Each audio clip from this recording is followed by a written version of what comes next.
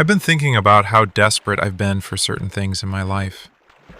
Not casually wanting them, begging for them, praying, overthinking, convincing myself that if I just had that one thing, everything would finally make sense.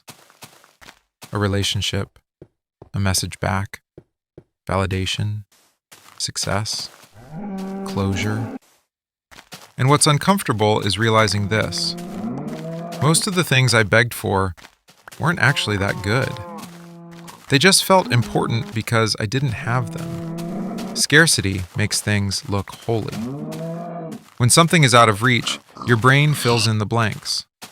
You don't imagine the boring parts, the stress, the compromises, the disappointment. You imagine the relief.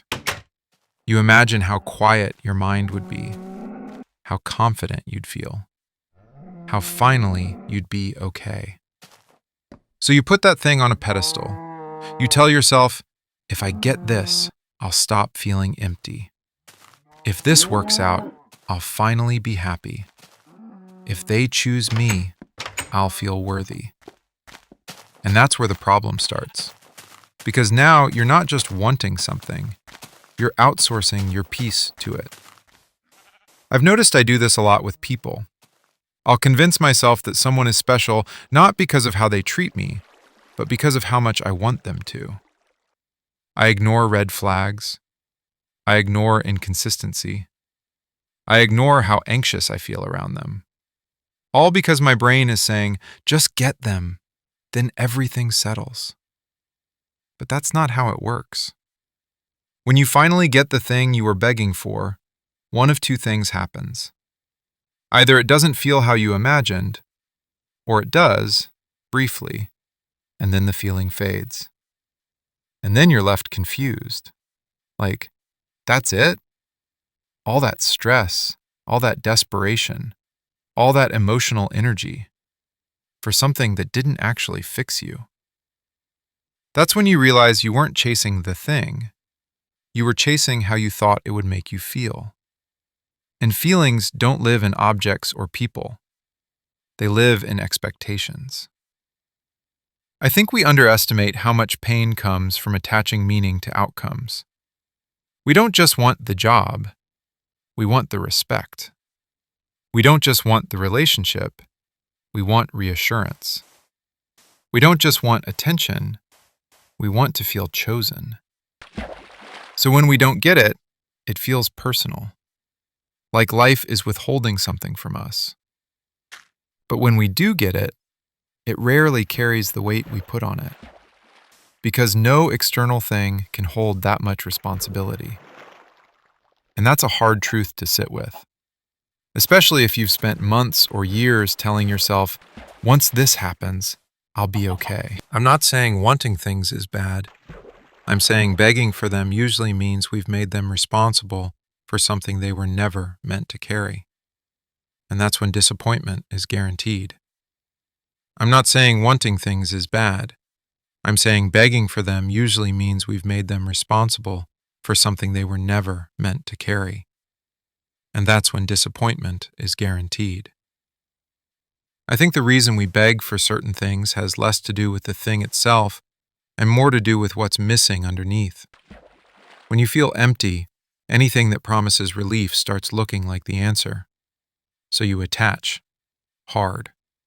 You start thinking in if only statements. If only she texted back. If only I got that opportunity. If only this worked out. And the scarier part is how patient we become with things that hurt us just because we want them. We'll tolerate mixed signals. We'll tolerate being ignored. We'll tolerate anxiety. All because the potential feels better than the reality we're trying to escape. I've noticed I want things the most when I'm not okay with myself, when I feel behind, when I feel unchosen, when I feel like my life is paused. That's when I start fantasizing. And fantasies are dangerous because they're frictionless.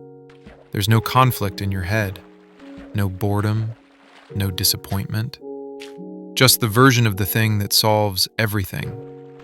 But real life doesn't work like that. Real relationships are messy. Real success is stressful. Real attention comes with expectations. And the moment you get what you begged for, the fantasy collapses. You start seeing the flaws, the limits, the trade-offs. And instead of feeling grateful, you feel trapped. Because now you're stuck maintaining something you thought would save you. That's when resentment creeps in. You don't resent the thing, you resent the lie you told yourself about it. I've been there. Chasing someone I thought was the one, only to realize I was calmer before I made them the center of my emotional life. Wanting validation so badly that when I finally got it, it didn't even land. It just moved the goalpost. That's the part no one talks about. Wanting creates movement, but begging creates dependence. And dependence turns desire into pressure. The more you need something to fix you, the less it ever will. Because now the thing isn't just something you want, it's something you're scared to lose. And fear ruins everything. It makes you overthink, overperform, overattach. So even if you get it, you don't enjoy it. You're too busy trying not to mess it up. That's how you know you gave it too much power. The problem was never the thing. It was the belief that your peace lived there. I don't think the solution is to stop wanting things. That's not realistic. We're human. We want connection. We want progress. We want to feel chosen. The problem starts when wanting turns into begging. Because begging means you've already decided that without this thing, you're incomplete. And that's a heavy belief to carry. I'm trying to learn the difference between desire and attachment. Desire says, this would be nice. Attachment says, I need this to be okay. One keeps your life moving, the other freezes you. When you're attached, every delay feels personal. Every no feels like rejection of you, not just the outcome. So maybe the shift isn't lowering your standards. Maybe it's removing the desperation. Want the thing, but don't build your identity around it. Let it be something that adds to your life, not something that defines it. I've noticed that the moments I stop begging internally are the moments I regain my balance. I still care, I still try, but I'm not collapsing around the outcome.